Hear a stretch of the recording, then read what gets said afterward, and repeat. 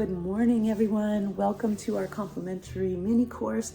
I hope it helps you in just even some small way. Let us know what you think. We want something for everyone out there.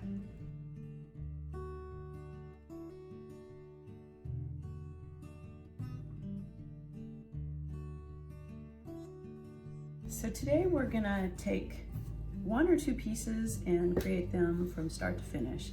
And I have solid wood block. I always do encaustics on wood block surfaces or cradled wood panel. We don't use canvas because there's too much give.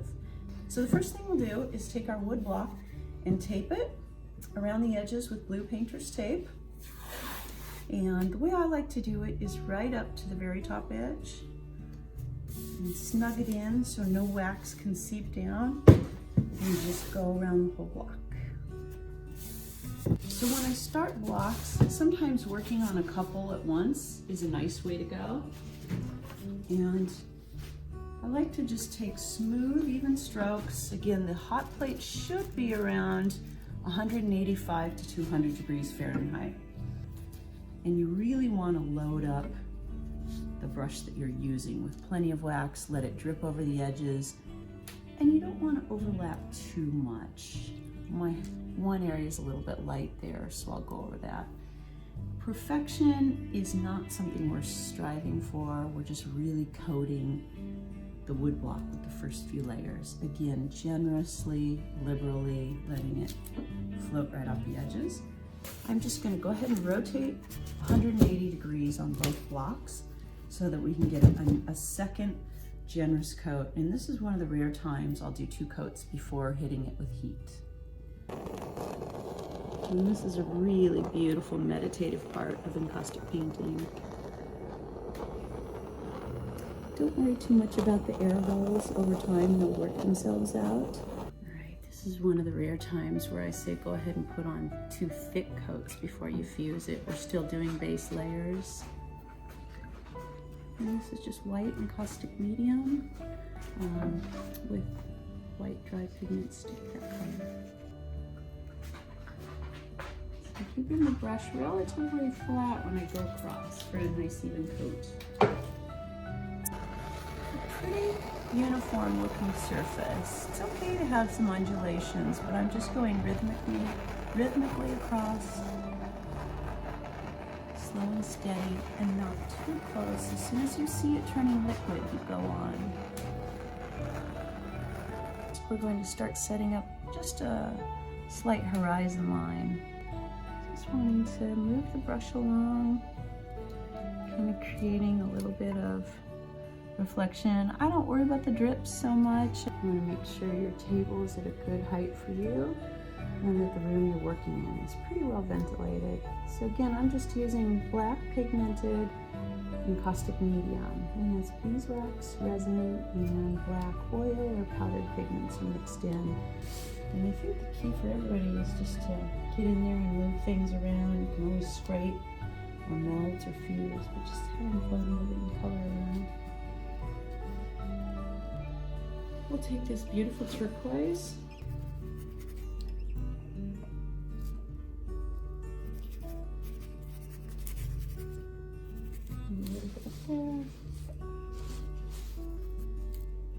It's probably a little too loaded, so just use your paper to dab it off.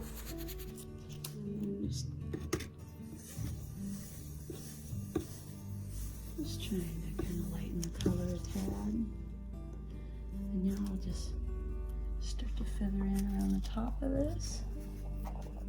Create a little bit of a scene.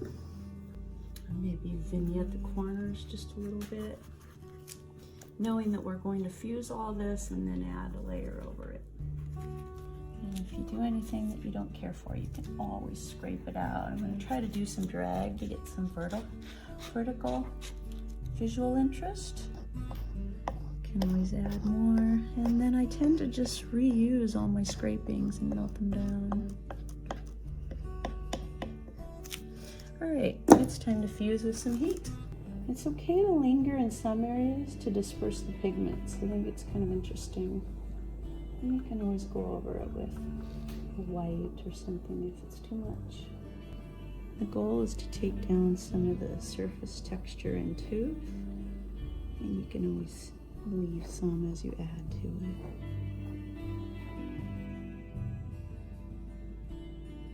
So next step is we're taking encaustic medium that's hot.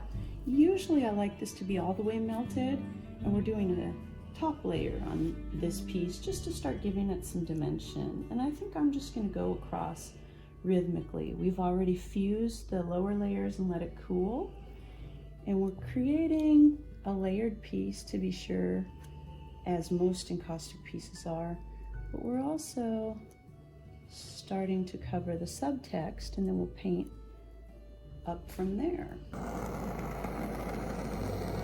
Moving slowly, not going too deep. So just start at the lower layers, and notice I'm about 3 or 4 inches away from the surface and not stalling too long in one place. More texture.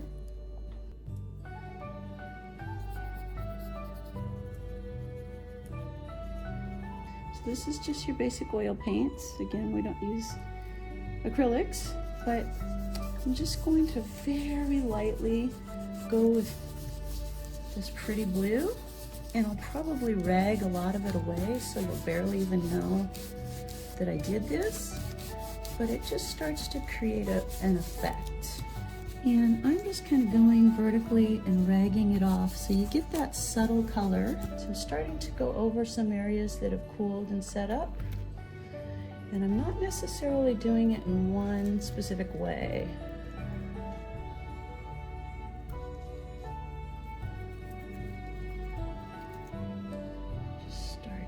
Try to create an effect in the sky and some layering, maybe some low fog into these little bits of land. And go ahead and go thicker in some areas. That's what's interesting, I think. And maybe it's a little thick with the white there, so I'm just going to lighten it up with the scraper tool. Just starting to create a vibe. Okay, we're just going to fuse this layer. And this is what encaustic painting, certainly at the beginner level, is what I did all the time, and I still do it all the time. And now we're hitting that oil that we rubbed in and ragged off. So everything's coming together. And at this point, both for your viewing and for fun, I just sort of had some drips there, but I'm just going to let them roll. I like to just create a little bit of visual interest, and actually letting gravity work for you is kind of a good thing too. Sometimes it's fun to get your brush generously loaded up and then just let it drip, or guide it down, or hit it with fire. I like to go in and just sort of freestyle in kind of a suggestion of a horizon. It doesn't have to be perfect, doesn't have to be perfectly straight. And I'm just gonna soften up these strokes a little bit. When I get a certain number of layers, maybe 5 or 6 layers on a piece, I always check with myself to make sure I'm scraping as much as I am adding at that point. Just taking time. So I'm just going to lightly fuse to here.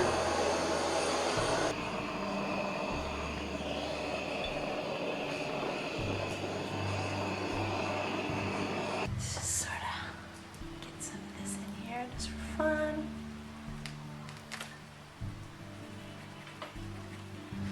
And this just kind of creates a cool effect, like funnels up, funnels in, reflections, that kind of thing.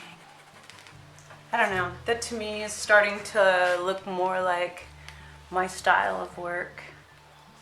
Just sort of muting out some things that are a little too strong color-wise. And you can tell I keep my brush moving a lot. This might be a good time to show you guys how I use the oil sticks.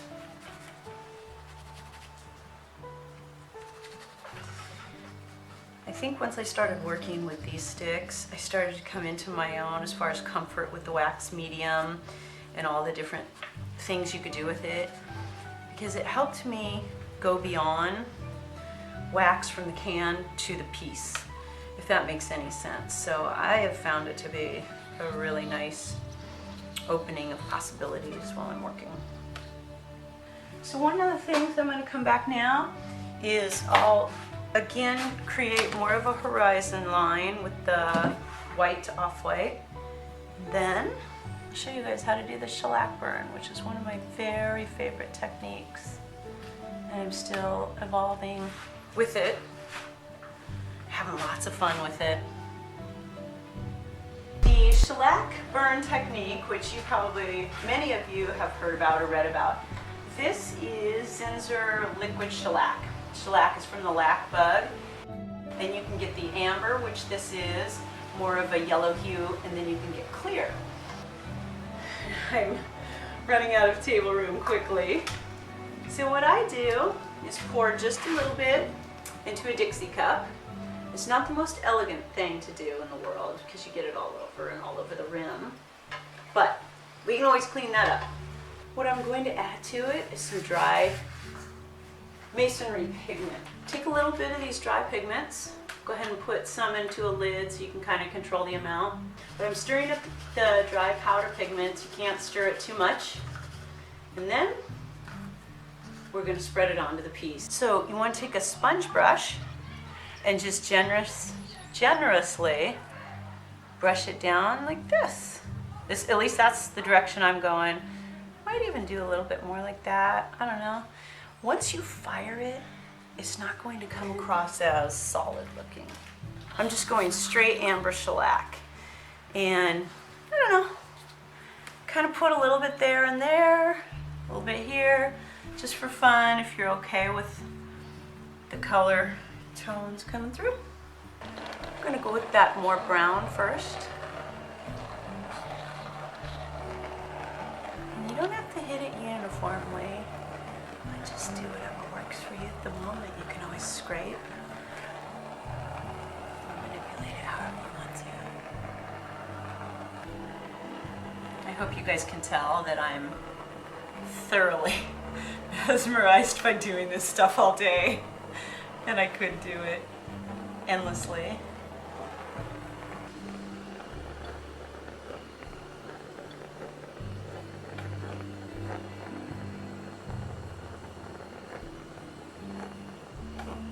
This should be pretty good. Just doing a little bit of clear wax medium pour into this can with more of a white. Dilute it down a little bit. And then we're back to using gravity, one of my favorite things. This is one of the few times I say let gravity work in your favor.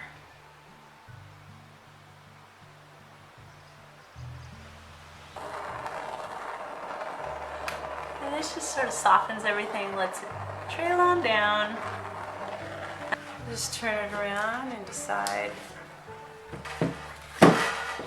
what high points you might want to take off with your pottery tool, and you may not want to take off any, and that's great. But this now becomes more like the finishing touches.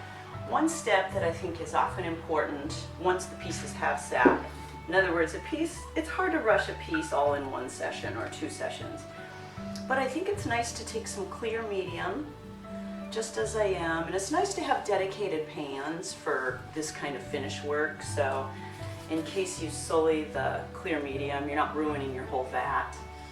But what I'm doing is just in select areas, hitting it in around the edges, so I sort of build up this very finished looking product. The effect of adding a little bit more clear medium in just certain areas gives a little bit of that translucent opacity feel. And what I love so much about working with beeswax is it's just so fluid in nature, it's so alive. You're working with fire and you're taking it different places at all times. So here would be an example of a finished piece 1 and in essence a companion piece, finished piece 2. I'll show you how I finish off the edges. So you have pretty good drips here. So that tells me it's a really well built up piece. And there's 2 ways you can finish this off at this point. You can warm the edges and start to peel the tape, which is generally how I've done it over the years. Conversely, you can scrape now and create a clean top edge and then peel away the tape. I think I'm going to play it safe and start working at the bottom here. It's warm enough that it's not pulling away too much, and it just leaves me a job to clean up. Really good to have a garbage nearby when you're doing this, which I'm going to get.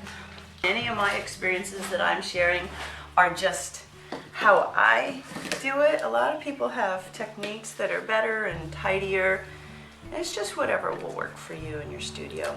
So finishing off these pieces, my favorite tool, again, sometimes I'll just blow on the glove to speed that process up. My favorite tool for this is, it's a, what do you call this, an offset spatula for mixing paints? But it's my ability to wedge in there behind and carefully peel up the tape in areas. If you're finding that the wax doesn't want to lift, then I just take time to warm it up again. And this is not really a daunting process. I'm just going through the technique for you. Oh, yep, and sometimes I set tape on fire. Happens all the time. Just gotta be quick to respond. This one's almost ready to scrape around the edges. So what I do is I take a firm hand with my pottery tool. A trick is you can also warm this up with a torch. All right, so I just start where my dominant hand strength is on my right, and I go at about a 10-degree bevel, and I try to do it in one drag. And I'll go back and clean just a little. I take the curls and I'll save all of them, usually into a can, and melt that down for later. 3 sides done, one more. I just turn it to make it easier. Okay, so then I take my gloved hand and just feel, and I just look with my eye, make sure the corners are good. If for any reason you pull away too much wax in an area and it takes a chunk out of it or a divot, the little trick is take some clean painter's tape, tape it just flush to the surface as you would, as if it was unpainted. Tape it there and then add in your coloration, or even pull back your curls, separate them out to match the color lot, lightly fuse it with your torch, let it set for 30 seconds, and then you can pull it away, clean it up. So we're getting ready to paint the edges of the painting. One of the cheats I found, when you have a big tub of interior paint like this for the edges, first of all, make sure you do stir it up pretty well. You don't have to go overboard, but pretty well. And then if you have these long sticks, rather than pour it, which I tend to make a huge mess with, I just go in there with the clean end of the stick and get out approximately what I need. So then you want to take a sponge brush, and we're going to just go around and clean up the edges with paint. And it's just an interior latex espresso color. And I usually go around the whole piece carefully. Once, let it dry, and then I go around again. So 2 coats. Seems good. So pretty good coverage on the edges for the first coat. But now is a good time, while it's on the table, is just kind of go around and clean up some of the paint. Now I'm going on to layer 2, basically. Layer 2 can be a lighter touch to the whole piece around the edges. And I don't have to let it dry for too long. I find that the grain, the cut of wood, the grain takes paint more quickly on 2 edges than on others. In the areas where you just can't rub it off, just take your scraper and do a light enough scrape that you don't even have to fuse it, but that should get you by.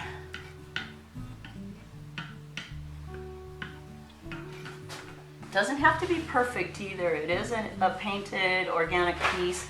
Some people don't even mind seeing a little bit of the painted edge flow onto the painting. I mean, it's whatever look you want. Do I sign my pieces? Yes, when they're larger than 12 inches. I sign every piece, but when they're less than 12 inches, I sign them on the back. in one of the corners. I just sign it, and then on this I would just put a little picture hanger hammered into the back, just little jaws. But anyway, this is a simple abstract atmospheric landscape, pretty representative of my style, which is loosely tight, and there you go. Start to finish. That was fun. Thank you for taking our course. It's really an honor to serve you. Let us know what other topics you're interested in.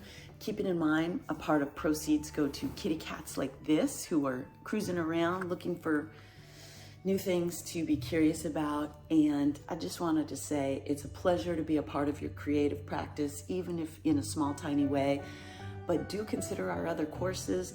We have new topics to release soon, combining cold wax, larger photo encaustic, finding your voice, developing your lifestyle brand as it relates to your creative practice, shipping encaustic art. I mean, the sky is the limit. Fearless encaustic painting. Our in-person retreat, we hope, is in 2023, and we'll chat more with you. Have a wonderful, wonderful rest of the year. Thanks.